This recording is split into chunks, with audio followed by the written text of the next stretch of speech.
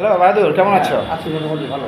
বাহাদুর, আমাদের বরগুনা আসলে জেলা বিএনপির কমিটি নেই, দীর্ঘদিন হয়ে গেছে। আসলে জেলাবি কমিটিটা বরগুনা অতীব জরুরি হয়ে দাঁড়াইছে।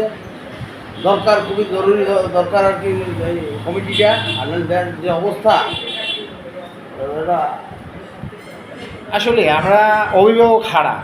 অভিভাবক থাকলে আমাদের অভিযোগ অনুযোগ বিভিন্ন সময় আমরা তাদের কাছে করতে পারি।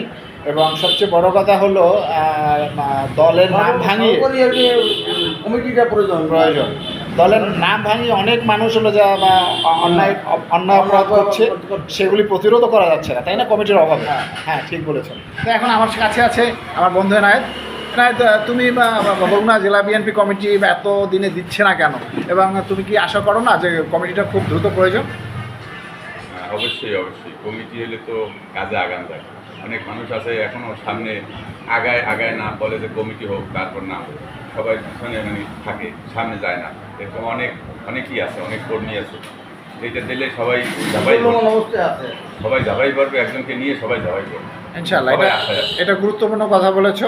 আমাদের সামনে নির্বাচন জন্য কমিটিটা খুব জরুরি, এবং তথা সমগ্র বরগুনার জন্য হলো যে আসলে কমিটিটা খুব প্রয়োজন। সবাই অপেক্ষা করছে যেন দ্রুত বরগুনা কমিটিটা দেওয়া হোক, তাই না? তুমি তো সেই অপেক্ষা করছো, তাই না? এই আশা করি বন্ধুরা যে আমরা খুব দ্রুতই বরগুনা জেলা কমিটি পেয়ে যাব। আমি আপনাদের জানালাম বাহাদুর এবং আমার বন্ধুর মতামত। ধন্যবাদ, সবাই ভালো থাকবেন।